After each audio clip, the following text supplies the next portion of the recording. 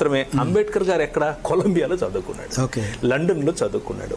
మొట్టమొదటి 10th class ఆయనే దళితుల్లో నుంచి, మొట్టమొదటి బ్యారిస్టర్ ఆయనే దళితుల్లో నుంచి, మొట్టమొదటి PhD హోల్డర్ ఆయన దళితుల్లో నుంచి, MAలు MPhilలు PhDలు ఆయన చదివిన డిగ్రీలు మొత్తం చదివితే కూడా, అంటే ఆయన చదివిన డిగ్రీలు మొత్తం చదవటానికి కూడా వీళ్ళకి ఓపిక ఉండదు.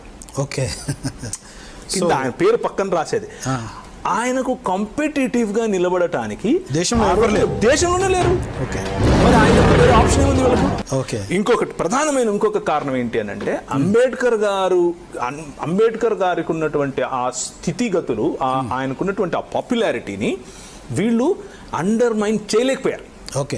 ఎందుకు అని అంటే, మీ ఆప్షన్స్ చూసుకోండి.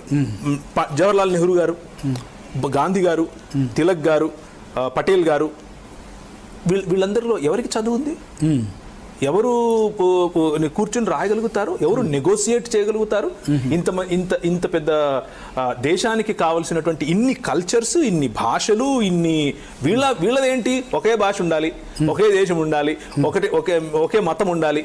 ఇంత సంకుచితమైనటువంటి వీళ్ళ చేతికి వాళ్ళు తెల్లోళ్ళు ఎట్లా ఇస్తారు? ఇవ్వరు.